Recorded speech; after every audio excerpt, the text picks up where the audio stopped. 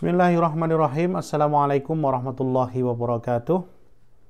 Alhamdulillahirabbil alamin wa bihi nasta'inu ala umurid dunya waddin.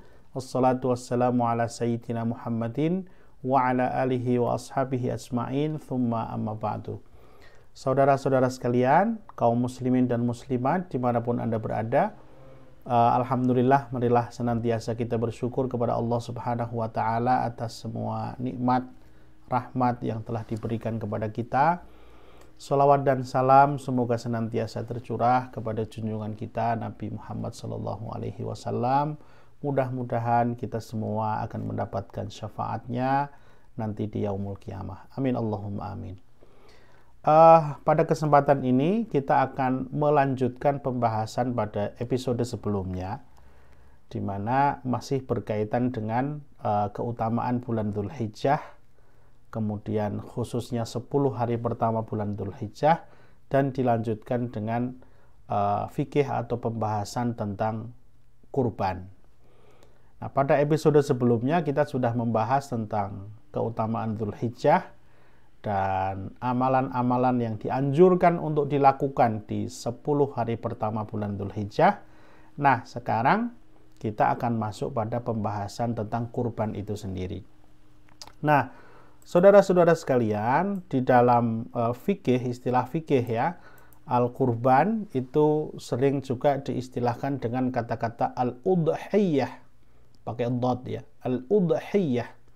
Ya, al-udhiyah itu artinya sama dengan kurban. Nah, kurban itu sendiri memakai qaf ya. Secara bahasa artinya mendekat. Jadi dari kata-kata qorib ya, taqarrub ya. Dan dalam bahasa Arab disebut udhiyah itu tadi. Nah, sedangkan secara istilah, kurban adalah binatang ternak yang disembelih pada hari-hari nahar, yakni 10, 11, 12, 13 Dzulhijjah, dengan niat mendekatkan diri kepada Allah Subhanahu wa taala. Ya, jadi nahar itu sendiri artinya adalah urat leher ya. Jadi karena banyaknya hewan yang disembelih pada hari itu, maka disebut dengan istilah hari nahar. Nah, maka waktu dilaksanakannya kurban ini itu tadi 4 hari ya, yakni di hari ke-10 tanggal 10 bulan Dzulhijjah berbarengan dengan hari raya Idul Adha ya. Dan penyembelihannya harus dilakukan sesudah sholat Idul Adha, sesudah imam turun dari mimbar menyelesaikan khutbahnya. Jadi kalau ada yang menyembelih sebelum sholat Idul Adha, maka hukumnya menjadi sedekah biasa, tidak menjadi kurban. Nah, kemudian pada hari tasyriknya, tanggal 11, 12, 13, kemarin sudah kita bahas kenapa dinamai tasyrik ya, sebab orang-orang menjemur daging pada hari-hari itu ya. Nah, itu juga masih menjadi hari-hari yang menjadi waktu untuk melaksanakan penyembelihan hewan kurban. Oke, saya kira jelas masalah ini. Nah, kemudian ini memperkuat saja yang kemarin sudah kita bahas ya. Jadi surat Al-Kautsar ayat yang kedua ini memang menjadi dalil disyariatkannya kurban. Jadi fasholli li rabbika, jadi dirikanlah sholat karena Tuhanmu, wanhar, dan sembelihlah hewan kurban. Lalu juga ada di Al-Hajj ayat 36, wal budna ja'alnaha lakum min sya'airillahi lakum fiha khairun. Dan telah kami jadikan untuk kamu unta-unta itu ya sebagai bagian dari syiar Allah, dan kamu memperoleh kebaikan yang banyak padanya. Jadi syiar Allah di sini ini maksudnya adalah dikurbankan. Artinya kalau di luar hari-hari kurban menyembelih unta untuk dikonsumsi ya halal, boleh-boleh saja, tetapi itu tidak termasuk bagian dari sya'airillah. Nah, maka nanti di ayat berikutnya dikatakan wa may yu'azzim sya'airallah fa innaha min taqwal qulub. Barang siapa yang mengagungkan syiar-syiar Allah, maka itu adalah bukti ketakwaan yang ada di dalam hatinya. Kemudian ada hadis juga, ini salah satu saja, sebenarnya banyak ya hadis yang menyebutkan tentang disyariatkannya kurban.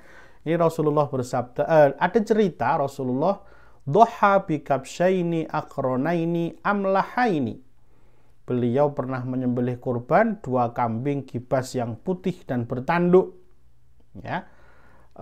Yadhbahu wa yukabbiru wa yusammi wa yadau rijlahu ala sofhatihima. Jadi beliau menyembelih dengan tangan beliau sendiri, membaca basmalah, kemudian bertakbir dulu ya, takbir, membaca basmalah, beliau meletakkan kakinya pada pipinya. Pipi maksudnya pipinya kambing tadi yang disembelih. Diinjak supaya memudahkan. Ya, ini hadis-hadis yang memperkuat menjadi dalil dari disyariatkannya kurban. Nah, kemudian kalau pahalanya, wah ini luar biasa pahalanya. Di hadis-hadis ini disebutkan, hadis riwayat Tirmizi ya, ma amila ibnu adama yauman nahri amalan ahabba ilallahi azza wa jalla min hiraqatid dam. Tidak ada amalan yang dilakukan seorang anak Adam di hari nahar yang lebih dicintai Allah dibandingkan mengalirkan darah. Maksudnya menyembelih hewan kurban. Wa innahu la ya'ti yaumal qiyamati bi quruniha wa adlafiha wa asy'ariha. Dan hewan kurban ini akan datang di hari kiamat ya, dengan tanduknya, dengan kukunya, dengan rambutnya. Maksudnya menjadi saksi hitungan kebaikan, timbangan kebaikan orang yang berkorban tadi, semuanya. Wa inna dama la yaqa'u minallahi azza wa jalla bimakan qabla ayyaqa'a 'alal ardi. Dan bahkan sebelum darah itu sampai ke tanah gitu ya, itu Allah sudah, keridhaan Allah sudah sampai. Ya, jadi Allah sudah memberikan pahala kepada orang itu bahkan sebelum darahnya sampai ke tanah. Ya, fatibu biha nafsan, maka bersihkanlah jiwa kalian dengan berkurban. Nah, jadi monggo ini yang punya kesempatan berkurban, punya keluasan rizki, mari kita menyembelih hewan kurban, pahalanya luar biasa. Ya. Ada lagi ini, ya Rasulullah, ma hadhil adhahi, wahai Rasulullah, dapat apa kita dengan berkorban ini? Rasulullah menjawab, ini adalah sunnatu abikum Ibrahim, ajaran dari bapak kalian, yakni Nabi Ibrahim. Famalana fiha ya Rasulullah, lalu kami dapat apa kalau kami berkorban? Bikulli sya'ratin hasanah, setiap rambut dari yang dikorbankan ini ada satu kebaikan. Fasawfu ya Rasulullah, bagaimana dengan bulu-bulunya wahai Rasulullah? Ya, qala bikulli sya'ratin minas sawfi hasanah. Ya, setiap rambut pada bulu-bulunya juga terdapat kebaikan. Wah, jadi pokoknya susah dihitung deh ya, sangat-sangat banyak sekali pahala yang didapatkan oleh orang-orang yang mau berkurban. Ini saya kira jelas ya. Nah, maka dari sinilah Bapak Ibu sekalian, para ulama kemudian menyimpulkan bahwa hukum melaksanakan ibadah kurban itu adalah sunnah muakkad, sangat dianjurkan bagi orang yang mampu. Dan ini menjadi kesepakatan mayoritas ulama. Kenapa disebut mayoritas? Karena sebenarnya ada yang mewajibkan bagi yang mampu, tetapi mayoritas ulama itu berpendapat ini adalah sunnah muakkad ya. Dan ketika seseorang telah berkurban, ya, maka sebenarnya anjuran ini sudah mewakili seluruh anggota keluarganya. Nah, ini yang disebut dengan sunnah kifayah, itu begitu. Jadi sebenarnya kalau dalam satu keluarga, satu orang yang berkurban itu sudah mewakili semuanya gitu. Mau bapaknya, mau ibunya, mau siapa saja, itu boleh atas nama satu keluarga gitu. Nah, tetapi kalau wah ini bapaknya juga duitnya banyak, ibunya duitnya banyak, anak-anaknya juga sudah punya penghasilan semua dan duitnya banyak-banyak juga, masing-masing korban sendiri-sendiri semua, oh ya itu bagus sekali, silahkan ya. Itu. Tapi sebenarnya kalaupun satu saja yang melakukan itu sudah mewakili satu keluarga. Nah, ini makanya nanti dalam pembahasan tentang niat kurban ini sedikit kita bahas Ya. Baik. Namun dalam beberapa keadaan kurban itu bisa jadi wajib hukumnya, yakni ketika dijadikan sebagai nazar, sumpah. Saya kalau sukses saya akan berkurban, misalnya begitu. Saya kalau diterima di kantor saya akan berkurban. Saya kalau ini, kalau itu, maka saya akan berkorban. Nah, menjadi nazar, kalau seperti itu, maka hukumnya menjadi wajib. Gitu ya. Nah, ini ada tambahan dalil yang menguatkan ya, tentang hukum kurban. Rasulullah bersabda, Man kana lahu sa'atun walam yudhohi. Kalau ada orang punya kemampuan, lalu tidak mau berkorban, fala yakrobanna musallana. Jangan dekat-dekat tempat sholat kami. Nah, ini artinya apa? Artinya adalah ya supaya orang perhatian betul. Kalau memang punya keluasan rizki ya mbok ya berkorban. Bagaimana kalau tidak punya keluasan rizki? Nah, ya kalau kita bisa menyisihkan, menabung ya, kemudian terkumpul jadi bisa menyembelih hewan kurban, ya itu bagus. Ya. Nah, bagaimana kalau bahkan anak istrinya pun belum bisa menafkahi? Nah, kalau itu tentu dia tidak usah kurban dulu. Ada kewajiban yang lebih penting, yakni menafkahi anak istrinya gitu. Tapi kalau tidak mampu berkurban kecuali dengan menabung, ya silahkan, bagus-bagus saja. Begitu ya. Baik. Berikutnya, nah, dilarangkah memotong kuku dan rambut bagi yang mau berkurban? Nah, ini juga sering jadi pembahasan ya. Diriwayatkan oleh Imam Muslim, memang ada hadisnya ini. Idza ra'aitum hilala dzil hijjah wa arada ahadukum ayyudhi falyumsik an sya'rihi wa adfarihi. Jadi kalau kalian melihat hilal tanggal pertama dari bulan Dzulhijjah dan kepengen untuk berkorban atau berniat untuk berkorban, maka tahanlah alias jangan memotong dulu rambut dan kukunya. Ini hadis yang secara eksplisit mengatakan sebelum menyembelih kurban jangan cukur dulu, jangan potong kuku dulu. Nah, tapi kemudian ada hadis lain, ini athar ya dari Aisyah, cerita dari Aisyah radhiyallahu anha, beliau mengatakan, ya dulu bahwa saya dulu merangkai kalung dari binatang-binatang kurbannya Rasulullah, fayab athuhadhiyahu ilal Ka'bah, lalu binatang-binatang itu digiring ke dekat Ka'bah, fama yuhrimu alaihi mimma halla lirrajuli. Beliau tidak mengharamkan apa-apa yang dihalalkan untuk para laki-laki itu min ahlihi dari keluarganya hatta yarji'an nas sampai mereka pulang. Artinya ringkasnya Aisyah mengatakan enggak ada yang diharamkan, enggak ada yang dilarang-larang. Jadi enggak ada itu. Nah, kira-kira begitu ya. Nah, menyikapi dua hadis yang seolah-olah bertentangan ini, kemudian para ulama berbeda pendapat seperti ini. Kalau mazhab Syafi'i itu mengatakan bahwa hukumnya berarti larangan tadi sifatnya makruh. Sifatnya makruh, tidak sampai haram. Kemudian Imam Malik dan Imam Abu Hanifah mengatakan lebih mengambil yang tidak makruh. Berarti boleh-boleh saja. Tidak ada larangan untuk memotong kuku dan rambut. Sedangkan Imam Ahmad bin Hambal itu mengambil pendapat yang mengharamkan. Gitu. Nah, ini saya ambil aja sedikit ya dari Imam Nawawi ini dalam kitab Majmu' beliau. Madhabuna anna izalatas sya'ri wadh-dhafri fil ashri liman arada at-tadhiyah makruhun karohata tanzihin hatta yudhi.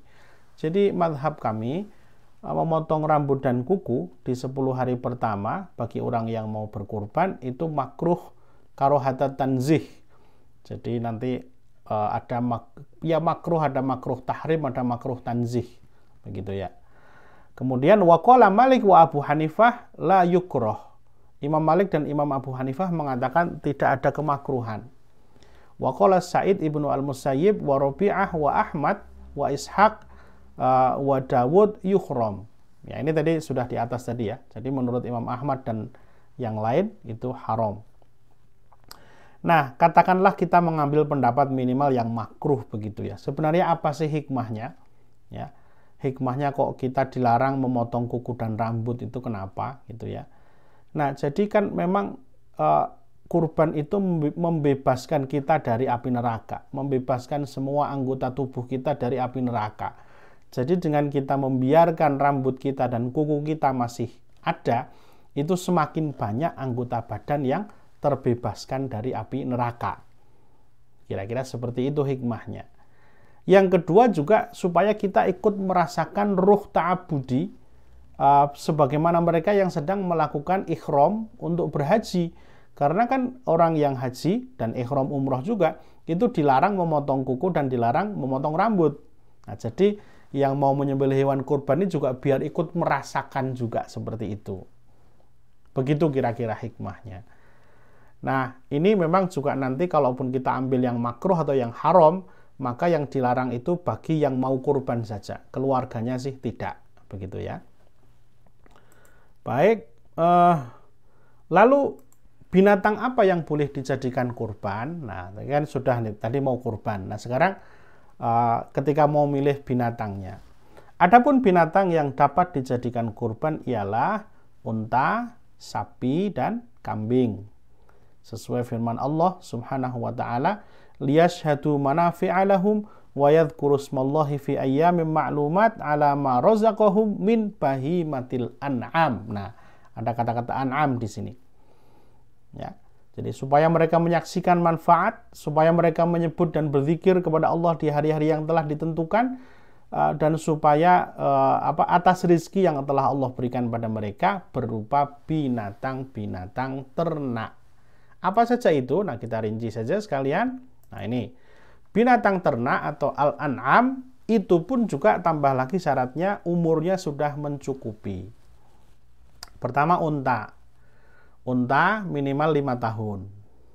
Masuk tahun ke-6. Sapi atau kerbau boleh, kerbau itu disebut jamus, itu boleh. Itu minimal 2 tahun. Kambing yang coklat ya, itu minimal 1 tahun. Kemudian yang domba, yang kambing yang sound the sheep itu ya, yang putih itu minimal 6 bulan. Itu. Nah, kemudian syarat kedua adalah jangan berpenyakit. Ini ada hadisnya. Rasulullah melarang untuk mengorbankan binatang yang satu buta, ya, yang kedua pincang, yang ketiga sakit-sakitan, dan yang keempat kurus, nggak ada lemaknya lagi, mungkin saking tuanya atau mungkin nggak pernah diopeni begitu ya. Jadi yang buta jangan, yang pincang juga jangan, ya, cacat kakinya, yang sakit-sakitan, aduh apalagi kalau ada virusnya ya jangan. Kemudian juga yang kurus sekali tidak ada dagingnya ya jangan dipakai kurban. Nah, biasanya nanti ada pertanyaan bagaimana yang tanduknya patah? Atau nah kalau tanduknya patah ini termasuk yang makruh saja. Ya, tapi kalau hadisnya menyebutkan 4 ini, ya, tidak boleh itu yang 4 ini. Itu. Berikutnya bagaimana hukumnya berserikat atau patungan di dalam berkurban. Nah, mana tadi? Ya, bagaimana hukumnya patungan kurban? Ya, ini memang juga sering jadi pembahasan ya. Jadi berserikat di dalam berkurban itu sebenarnya perlu diperjelas dulu. Ada berserikat dalam pengadaannya, ada berserikat dalam niatnya. Itu. Nah, berserikat dalam pengadaan hewan kurban, ini maksudnya berarti dana untuk membeli hewan kurban itu. Nah, jelasnya begitu ya. Itu hanya diperbolehkan untuk sapi dan unta saja. Kalau kambing, dananya harus perorangan. 1 orang 1. Jadi nggak boleh urunan. Nah, tapi kalau unta dan sapi, ini boleh urunan 1 sampai 7 orang. Kalau urunan itu minimal 2 berarti ya. Mohon maaf, 2 sampai 7 orang gitu. Artinya tidak harus 7, di bawah 7 pun boleh. Ya, di bawah 7 pun boleh. Bahkan kalau andaikan terkumpul 7 orang, yang 1 atau yang 2 itu niatnya tidak kurban, niatnya sedekah biasa misalkan, ya walaupun apa ada yang begitu ya, hari raya kurban kok niatnya tidak kurban. itu sebenarnya boleh saja gitu. Jadi tidak harus 7, 5, 4 boleh-boleh saja, tapi maksimal 7. Jadi berserikat di sini maksudnya adalah berserikat dalam pengadaannya. Gitu ya. Nah, ini ada hadis Rasulullah diceritakan oleh Jabir ya. Naharna ma'a Rasulillah sallallahu alaihi wasallam amal Hudaybiyah al-badanah an sab'ah wal baqarah an sab'ah. Hadis riwayat Muslim. Kami telah menyembelih kurban bersama Rasulullah pada tahun Hudaybiyah, seekor unta untuk 7 orang dan seekor sapi untuk 7 orang. Nah, itu berserikat dalam pengadaan. Adapun berserikat dalam niat, ya, jadi sebenarnya boleh-boleh saja. Tadi sudah saya sampaikan di depan, seseorang tuh kalau berkorban itu niatkanlah memang untuk dirinya dan keluarganya gitu. Dan itu sudah mencukupi. Jadi sebenarnya memang tidak perlu tahun ini bapaknya, tahun depan ibunya, tahun besok anaknya digilir gitu, nggak perlu. Karena siapapun pokoknya kalau yang punya uang itu misalnya bapaknya terus gitu ya, ya sudah bapaknya aja berkorban atas nama seluruh keluarganya, sudah beres. Ya. Semua dapat pahalanya, semuanya sama. Bahkan sampai yang meninggal juga termasuk untuk orang tua saya yang sudah meninggal, silahkan gitu. Kan kadang ada pertanyaan begitu ya, bolehkah berkorban atas nama orang tua yang sudah meninggal? Sudah, nggak usah repot-repot, atas nama kamu saja, atas nama kamu, nanti pahalanya diniatkan untuk semuanya, baik keluarganya yang masih hidup maupun yang sudah meninggal, nggak ada masalah. Ya kalaupun mau berkorban atas nama orang tua yang sudah meninggal pun juga boleh-boleh saja, silahkan saja. Begitu. Jadi itu termasuk juga bagian dari amal soleh ya, untuk orang tua. Gitu. Jadi kita beramal atas nama orang tua, kan termasuk waladun solihun yad'ulahu itu ya. Jadi anak yang mendoakan orang tua, beramal untuk orang tua, itu boleh. Banyak hadisnya tentang itu. Terus kemudian berikutnya tata cara penyembelihan. Jujur saya sendiri termasuk jarang menyembelih sendiri ya kalau berkurban. Tapi ya kira-kira secara teori seperti ini, menggunakan benda yang tajam itu pasti, memotong urat leher, jangan sampai putus lehernya. Kalaupun sampai putus itu makruh. Jadi biarkan dia mati dalam keadaan belum putus. Nah kalau sudah mati ya silahkan dipotong, diputus gitu. Tapi kalau jadi dia mati itu karena urat lehernya terputus, tapi jangan dipotong semua lehernya. Binatangnya digulingkan ke sebelah kiri agar mudah, disunahkan dihadapkan ke kiblat. Lalu bagaimana doanya? Kalau orang menyembelih kurban untuk dirinya sendiri, maka itu doanya Bismillahirrahmanirrahim, Allahu Akbar, Allahumma hadza minka walaka hadza anni. Jadi bismillah Allahu Akbar, ya Allah ini darimu dan untukmu, ini adalah atas nama aku, wa ahli dan keluargaku, boleh-boleh saja. Sedangkan jika mewakili menyembelih, ya berarti menyembelih untuk orang lain, Bismillahirrahmanirrahim, Allahu Akbar, Allahumma hadza minka walaka, sama hadza an fulan wa alu fulan. Ini adalah atas nama siapa, sebut namanya dan keluarganya. Gitu. Ya sebenarnya tidak harus baku begitu, tapi yang penting bismillahnya itu. Ya. Bismillahnya harus Bismillahirrahmanirrahim ditambah Allahu Akbar tadi di hadisnya. Kemudian ini adalah atas nama siapa itu tidak harus pakai bahasa Arab juga boleh sebenarnya. Oke. Nah, kalau sudah disembelih lalu dibagi, ya kan? Nah, bagaimana pembagiannya? Nah, di dalam surat Al-Hajj ayat 28 ini di bagian belakang ya, fakulu minha wa at'imu al-ba'isal faqir, ya, maka makanlah sebagian daripadanya dan sebagian lagi berikanlah untuk orang-orang yang sengsara dan fakir. Kemudian di hadis riwayat Imam Muslim, kulu waddakhiru watasoddaqu, makanlah, simpanlah dan bersedekahlah. Ini hadis ini sebenarnya panjang ya. Di sebelumnya dikatakan dulu aku melarang kalian menyimpan daging, begitu. Karena waktu itu banyak yang masih membutuhkan. Tapi setelah banyak orang sudah makmur, maka sekarang silahkan kalian boleh menyimpan daging tersebut. Gitu.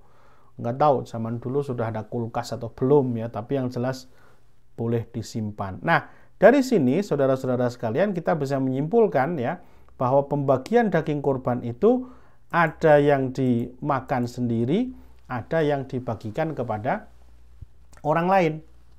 Seperti apa? Nah, ini kalau mazhab Hanafi dan Hambali, dan ini biasanya yang paling masyhur nih. Jadi daging kurban itu dibagi 3. Sepertiga untuk yang kurban, sepertiga disedekahkan, sepertiga dihadiahkan. Nah, pasti akan ditanyakan, apa sih bedanya sedekah dengan hadiah? Biasanya kalau sedekah itu untuk fakir miskin, untuk orang yang membutuhkan. Kalau hadiah itu untuk ya orang mampu, orang yang terhormat, atau penghormatan, atau ya kita makan-makan bareng-bareng lah, buat nyate bareng-bareng gitu ya. Kemudian untuk mazhab Syafi'i lebih afdol disedekahkan seluruh daging kurban untuk fakir miskin, kecuali sisakan sedikit saja untuk dimakan sendiri. Jadi diutamakan yang fakir miskin. Kemudian kalau Imam Malik mah nggak ada batasan, bebas-bebas saja begitu ya. Jadi boleh memakan yang kurban, boleh makan sesuai dengan keinginannya, atau bersedekah atau dihadiahkan silahkan. Nah, para ulama juga mengatakan diperbolehkan memberikan daging kurban kepada non-muslim. Karena termasuk bentuk amal baik atau albir ya kepada mereka, terutama umat non-muslim yang tidak memerangi kita. Sebagaimana tercakup dalam surat Al-Mumtahanah ayat 8. Jadi karena kurban memang ibadah sosial gitu ya, jadi silahkan aja kalau dikasih ke non-muslim boleh. Yang nggak boleh itu zakat. Kalau zakat itu jangankan non-muslim, orang Islam saja tertentu tidak semuanya dikasih gitu ya. Nah, tapi kalau kurban ini silahkan dikasih kepada non-muslim kalau memang ada. Berikutnya, nah ini juga yang sering dibahas ya, tukang potong tidak diupah dari kurban. Jadi daging, kulit, kepala, kaki, dan semua yang dari hewan kurban itu jangan dijadikan sebagai bagian dari upah. Ya, jadi ini dulu ada Ali bin Abu Thalib ini mengatakan, amaroni Rasulullah Shallallahu Alaihi Wasallam an akuma ala budnihi wa an atasaddaq bilahmiha wa julutiha wa ajillatiha wa an la u'tiyal jazzaro minha qala nahnu nu'tihi min indina.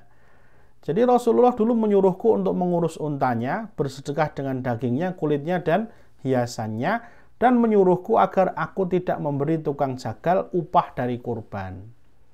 Lalu beliau mengatakan, kami memberinya upah dari uang kami. Hadis riwayat Imam Muslim.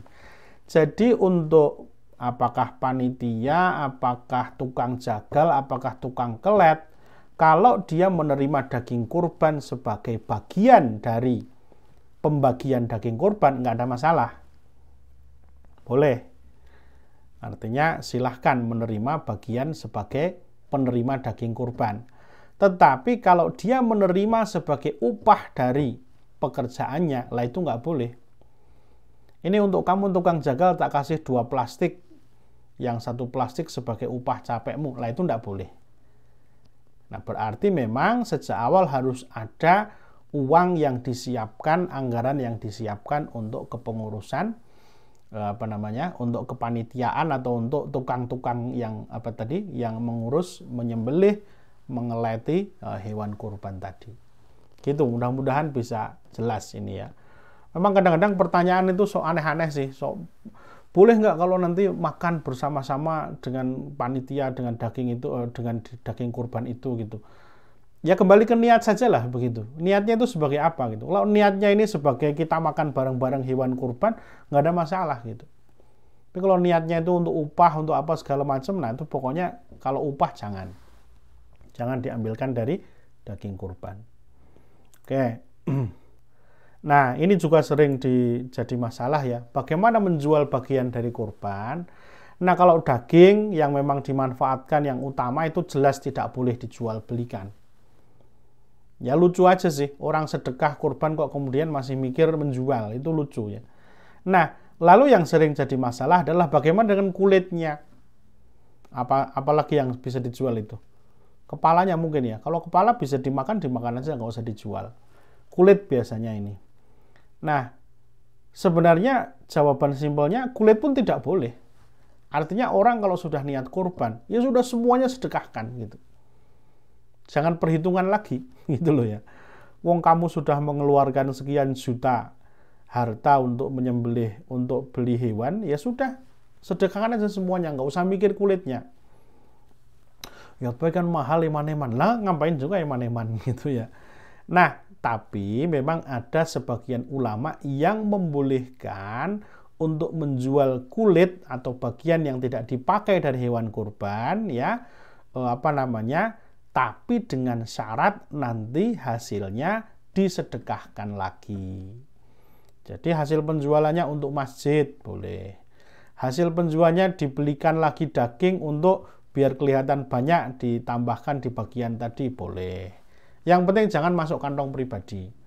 Ini ada misalnya Ibnu Qayyim, beliau mengambil dari Imam Ahmad ya juzu bai'u juludaha bai'u juludiha wasawaqitiha wa ra'siha was-sadaqatu bi thamani dzalika. Nassu alaihi al-Imam Ahmad. Boleh menjual kulitnya dan kepalanya, dan tapi disedekahkan lagi hasil penjualan itu. Dinaskan oleh Imam Ahmad.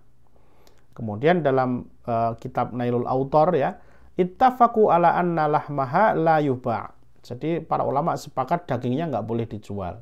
Wa gadza al-julud, begitu juga kulitnya sebenarnya, tetapi wa ajazahu al-Auza'i wa Ahmad wa Ishaq wa Abu Thawr.